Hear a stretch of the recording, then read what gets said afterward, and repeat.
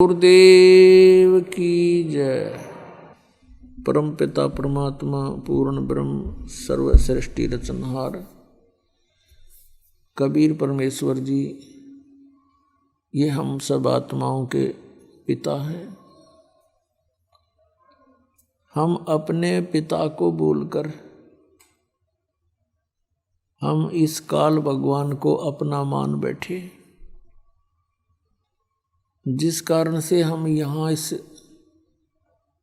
घटिया लोक में दुख पा रहे हैं। 21 ब्रह्मांड के अंदर कोई प्राणी सुखी नहीं है। आप प्रतिदिन देखते हो इन पशु और पक्षियों का क्या हाल है, कैसे ये जी रहे हैं। फिर आप मनुष्यों के विषय में देख लीजिए, कोई प्राणी सुखी नहीं। जितने भी ये पृथ्वी के ऊपर प्राणी हैं, सभी अपने पेट के लिए ही दिन रात व्यस्त रहते हैं और यही करते करते इनका अंत हो जाता है।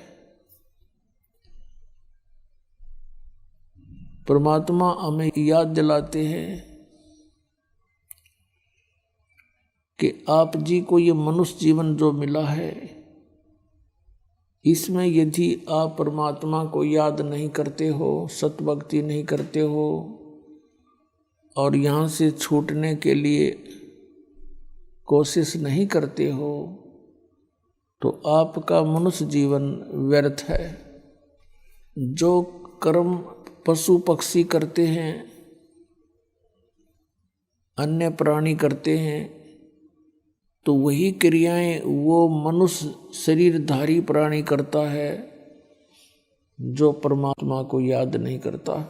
परमात्मा की भक्ति ना करके यदि हम अन्य देवताओं की भक्ति साधना भी करते हैं तो भी यूजलेस, व्यर्थ है, उसका कोई लाभ नहीं। इन सभी पहलुओं के ऊपर विचार ज्ञान सत्संग के अंदर बताया जाता है। और पुण्यात्माओं, परमात्मा ने यहाँ तक कहा है कि सत्संग की आधी घड़ी और तप के वर्ष 1000 तो भी बराबर है नहीं, कहें कबीर विचार। तो पुण्यात्माओं, प्रथम तो मनुष्य जीवन का ये सुअवसर प्राप्त होना, ये बहुत ही पुण्यकर्मी प्राणी को मनुष्य जीवन मिलता है। और मनुष्य जीवन प्राप्त करके कोई सत्संग मिल जाना, संत का मिलना, उसकी किस्मत का तो कोई अंदाजा लगाया नहीं जा सकता, कोई एस्टिमेट नहीं लगा सकते वो कितना पुण्यकर्मी प्राणी है। आप उन पुण्यात्माओं में से हो जिनके जन्म जन्म के पुण्य कर्मों का कोई अंत नहीं। कितने शुभ कर्मी प्राणी हो आप, जिनको ये बरवाला आश्रम का सत्संग मिल गया। इस दास से आपको ये वचन सुनने को मिले जो परमात्मा ने दिए हुए हैं, स्वयं परमेश्वर ने बोले हैं। उन्हीं विचारों को दास आपको एज ए टेप रिकॉर्ड करके आगे सुना रहा है। दास का केवल इतना ही काम है। ये ज्ञान अभी तक हमें मिला ही नहीं था और ये आपको मिल गया। आप जी सत्संग में सुन रहे हो। परमेश्वर कबीर देव जी ये सर्वशक्तिमान हैं, सर्व सृष्टि रचनहार हैं और ये हमारे पिता हैं। हम काल के साथ एक बालक की तरह वैसे लटक कर आगे इसके साथ अनजान पने में अपने पिता को भूल गए। तो यहाँ हम दुखी हुए, हम कितने कष्ट उठा रहे हैं। वो परमात्मा इतना दयालु है, फिर यहाँ आए, हमें ज्ञान देने लगे।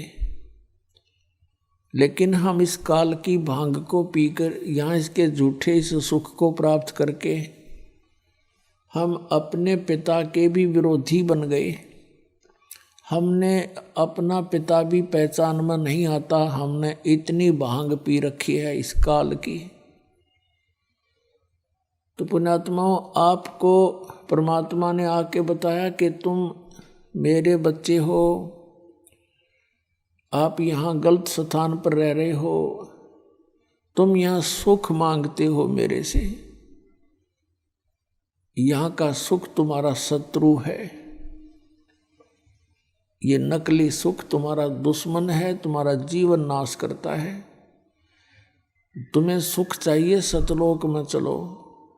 जैसे बच्चे विद्यालय में या यूनिवर्सिटी में, महाविद्यालय में, कॉलेज में, और वहाँ सुख से रहते हैं, वहाँ सब सारे सुख वहाँ चाहते हैं और पढ़ते हैं नहीं, शराब पीवें, सिनेमा देखें, अच्छा बढ़िया खावें और सो जावें। तो वो उनको वहाँ सुख नहीं लेना चाहिए था। वहाँ तो उन्होंने एक भरसक प्रयत्न करके, दृढ़ मेहनत करके, कठिन और सफल होना था, और वो सुख उनको फिर आगे मिलना था। कहीं सर्विस मिल जाती सरकारी, या कोई फैक्ट्री में, या कोई अन्य बिजनेस करते, तो वहाँ उनको सुख प्राप्त करना चाहिए था, ना कि कॉलेज और स्कूल विद्यालय में। और जो विद्यालय में ही अपना आनंद लेते हैं, पैसा बर्बाद करते हैं, सिनेमा देखते हैं, वो बच्चे, वो अक्षणिक सुख था उनका और जीवन नष्ट हो गया। फिर आजीवन कष्ट उठाते हैं। वो किसी का नौकर लगते हैं, कहीं मजदूरी करते हैं और कहीं धक्के खाते फिरते हैं। और जो बच्चे उस कॉलेज में मेहनत करके पास हो जाते हैं, सफल हो जाते हैं, उनको फिर वो सुख उससे भी अधिक आजीवन मिलता है। ठीक इसी प्रकार परमात्मा कहते हैं, यहाँ तुम जो सुख खोज रहे हो और तुम यहाँ आनंद ले रहे हो, कौन सा आनंद? घूटी का। दूसरा आनंद माया इकट्ठी करने का, और तीसरा आनंद मेरी संतान होगी। परमात्मा कहते हैं, काया तेरी है नहीं, ये माया कहाँ से हो? चरण कमल में ध्यान रखो, इन दोनों को खो। ये झूठा सुख है, तुम्हें मूर्ख बना रखा अकाल भगवान ने। तो उस परमेश्वर ने बताया है कि तुम्हें सतनाम से मोक्ष होगा। यहाँ से तुम पीछा छुटवाओ और एक सतनाम मैं तुम्हें दूंगा जो 2 अक्षर का है। उस सतनाम का जाप करके, रहनी रहकर, मर्यादा में रहते हुए आप भक्ति करो और आपका मोक्ष हो जाएगा। फिर वो सुख तुम्हें सतलोक में मिलेगा और वहाँ कोई कष्ट नहीं। शंखों लहर मेहर की उपजे, कहर नहीं जा कोई। दास गरीब अचल अविनाशी, ही सुख का सागर सोई। तो वहाँ जाने के लिए सतनाम की एक बहुत इम्पोर्टेंस है। इस नाम के जाप बिना सतलोक नहीं जा सकते। और इससे भी इम्पोर्टेंट है सार नाम। और इन तीनों ही मंत्रों का जाप ही करना होता है।